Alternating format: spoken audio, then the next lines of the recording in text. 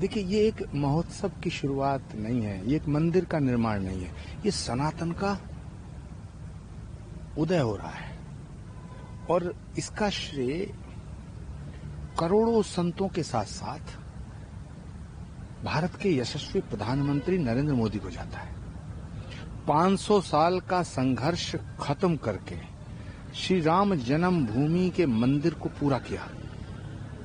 जहां भगवान आया अयोध्या में, वहां मंदिर बना। उसका शिलान्यास और उद्घाटन नरेंद्र मोदी जी के हाथों से हुआ।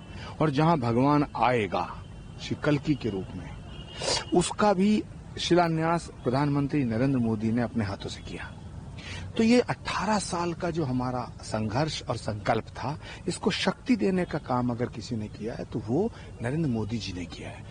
तो जहां भगवान आया और जहां भगवान आएगा, दोनों यानी कि इस सनातन के काल चक्र में अतीत और भविष्य, कल्कि अवतार भविष्य का अवतार है, तो अतीत के अवतार राम, भविष्य के अवतार कल्कि, दोनों के धाम का जो काम किया है, काज किया है, नरेंद्र मोदी जी ने किया है। इसी तरह वो सनातन के बीच के सेतु बन गए। तो ये सनातन के लिए बड़े गौरव का क्षण है। आज श्री कल्कि धाम के निर्माण के लिए शिलादान महायज्ञ हुआ है। शिलादान महायज्ञ, देश के कोने कोने से संत महात्मा पधारे हैं, देश के कोने कोने से लोग आएंगे, वो शिलादान करेंगे, तब भगवान के होने वाले अवतार का भव्य और दिव्य धाम बन करके लगभग 4 वर्षों में पूर्ण होगा। ये निर्माण के लिए निर्विघ्न निर्माण संपन्न हो, उसके लिए आज यज्ञ का शुभारंभ था। अच्छा जी, बिल्कुल ट्रंप को राष्ट्रपति के उम्मीदवार के रूप के बाद अब उनका चयन हो चुका है और जीत चुके हैं चुनाव। किस नजर से देखते हैं सनातन, आपने एक ट्वीट भी किया था, किस नजर से इसको देखते हैं? ट्रंप की जीत सनातन की जीत है। क्योंकि जब बांग्लादेश में हिंदुओं पे जुल्म हो रहा था, बांग्लादेश के हिंदू मारे जा रहे थे, काटे जा रहे थे, हिंदुओं पर अत्याचार हो रहा था, तो पूरी दुनिया में एक आदमी ने आवाज उठाई, वो डोनाल्ड ट्रंप है। जबकि वो हिंदू नहीं है, वो नॉन हिंदू है, वो हिंदू नहीं है। हिंदू ना होते हुए हिंदुओं के ऊपर हो रहे जुल्म के खिलाफ आवाज उठाए जो, यही तो सनातन है। तो सारे सनातन प्रेमियों का दिल जीत लिया ट्रंप ने, और सारे सनातनियों ने पूरी अमेरिका के अंदर उनको सपोर्ट किया है। और इसका भी श्रेय नरेंद्र मोदी को जाता है। ट्रंप की जो जीत है ना, ये सनातन की जीत है। क्योंकि सनातन क्या चाहता? शांति, सद्भावना, प्रेम, करुणा, त्याग, तपस्या, बलिदान, सत्य, अहिंसा, यही तो सनातन है। विश्व बंधुत्व का उद्घोष सनातन है। वसुधैव कुटुंबकम का सूत्र सनातन है। सर्वे भवन्तु सुखिना की प्रार्थना सनातन है। तो जो शांति चाहने वाले लोग हैं वो सनातन के साथ है, और जो तबाही चाहने वाले लोग हैं वो सनातन को के खिलाफ है। तो ट्रंप सनातन के साथ है और सनातन ट्रंप के साथ है। इसलिए मैंने कहा है ये सनातन की जीत है। मुख्यमंत्री योगी आदित्यनाथ महाराष्ट्र में चुनाव की कन्विंसिंग कर रहे थे, बोल रहे हैं कि अब अयोध्या के बाद काशी और मथुरा की तरफ वो चल दिए हैं, और उन्होंने विरोधियों को जताया भी है कि बतियाइए मत, अब अयोध्या और काशी की तरफ। देखिए, हर युग में आसुरी शक्तियां होती हैं। जब भगवान राम थे तब भी आसुरी शक्तियां थी, जब कृष्ण थे तब भी आसुरी शक्तियां थी। कल की आने वाले हैं, ये तो कल युग है, इसमें भी आसुरी शक्तियां हैं। तो आसुरी शक्तियां राम मंदिर भी रोकना चाहती थी, आसुरी शक्तियों ने मंदिरों को तोड़ा, आसुरी शक्तियां काशी और मथुरा का समाधान नहीं चाहती। आसुरी शक्तियों ने ही श्री कल्कि धाम के निर्माण पर पाबंदी लगाई थी। लेकिन आसुरी शक्तियां अयोध्या में भी पराजित हुई, काशी मथुरा पराजित होंगी, और श्री कल्कि धाम में भी पराजित हुई।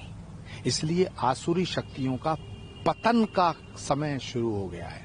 मैं भगवान से प्रार्थना करता हूं। एक और मुझे जो अफसोस होता है, बड़ा अफसोस होता है, जब भारत के लोकतंत्र में, भारत में जो विपक्ष है, जो विपक्षी नेता हैं, इनमें आसुरी शक्तियों की वो घुस गई है। इनकी रूह, आसुरी शक्तियों की रूह घुस गई है। किसी में जिन्ना की रूह घुस गई है, किसी में कंस की रूह घुस गई है, किसी में रावण की रूह घुस गई है, और किसी में हिरण्याकश्यप की रूह घुस गई है। ये आसुरी, मैं भगवान से प्रार्थना करता हूं कि हे परमात्मा, ये सारी आसुरी शक्तियां जो इनमें घुस गई हैं विपक्ष में, बिना मतलब संसद का विरोध, बिना मतलब मोदी का विरोध, बिना मतलब कल की धाम का विरोध, राम का विरोध, सनातन का विरोध। तो ये सारी आसुरी शक्तियां जो हैं, इनकी बुद्धि ठीक हो जाए, मैं प्रार्थना करता हूं भगवान से प्रार्थना करता हूं। विपक्ष भी शुद्ध होगा, विपक्ष अच्छा होगा, तभी देश का लोकतंत्र मजबूत होगा। राहुल गांधी भी बात कर रहे हैं, कह रहे हैं किसानों की बात कर रहे हैं, महाराष्ट्र में महिलाओं के अधिकारों की बात कर रहे हैं, कह रहे हैं कि महिलाओं को अधिकार दिलाए। देखो, राहुल गांधी इस देश की राजनीति में अब अप्रासंगिक हो गए, इर्रेलीवेंट। उन्होंने चुनाव में कहा था मैं लिख के दे रहा हूं नरेंद्र मोदी देश का प्रधानमंत्री नहीं होगा, हो गए, डूब के मरे। उन्होंने कहा था कि मैं लिख के दे रहा हूं हरियाणा में भारतीय जनता पार्टी की सरकार नहीं आएगी, नरेंद्र मोदी हारेगा, हारेंगे नहीं, हारेगा। भारत के प्रधानमंत्री का जो सम्मान न करता हो, जो भारत का सम्मान न करता हो, भारत माता की जय ना बोलता हो, वंदे मातरम ना बोलता हो, राम राम ना करता हो, राम का विरोधी, सनातन का विरोधी, कल्कि का विरोधी, गंगा का विरोधी, गाय का विरोधी, तो उनके ऊपर मैं क्या टिप्पणी करूं? सबकी कहते हैं जाति बताओ, जाति बताओ, जाति बताओ, अपनी जात का पता नहीं। सोचो ना, दुनिया की जाति पूछ तो खुद की जाति बताएं किसी दिन, बताए ना किसी दिन। भाई तुम खुद भी तो बताओ तुम किस जात के हो। मैं बड़ा सवाल पूछ रहा हूं, आज तक राहुल गांधी जी ने एक जवाब नहीं दिया। अब मुझे यकीन है कि मैं ANI पे ये बात कह रहा हूं, मेरी चुनौती है राहुल गांधी जी को, वो अपनी जात बताएं, अपनी जात बताएं, फिर दूसरों की जात पूछें। वोट को लेकर तमाम बहुत बड़े मसले चल रहे हैं, विपक्ष एकल यात्रा निकाल रहा है। विपक्ष का दिमाग खराब हो गया। विपक्ष को समझना चाहिए कि ये जो वक्फ बोर्ड की जमीनें हैं, ये भारत की जमीन है। न बाबर अपने साथ लाया, न तैमूर लंग लाया, न नादिर शाह लाया, न चंगेज खां लाया, न महमूद गजनवी लाया। ये सब लुटेरे थे, लूट के चले गए, कुछ यहाँ रह गए।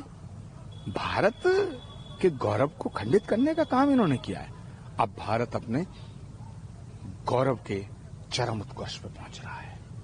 नरेंद्र मोदी ने भारत के गौरव को बढ़ाने का काम किया है, इसलिए हम नरेंद्र मोदी के साथ हैं।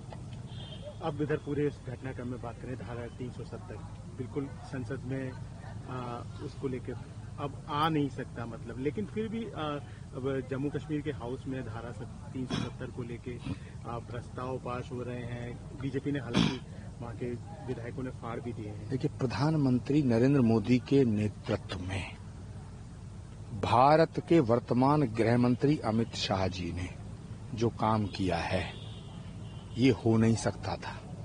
सरदार पटेल के बाद इस देश को पहला ऐसा होम मिनिस्टर मिला है जो होम मिनिस्टर है, जो गृह मंत्री लगता है। बाकी जितने लोग थे उनमें रीढ़ की हड्डी नहीं थी। धारा 370 हटाने के बाद इस राष्ट्र की एकता को बल मिला है। किसी की मां ने दूध नहीं पिलाया जो दोबारा धारा 370 लगाते।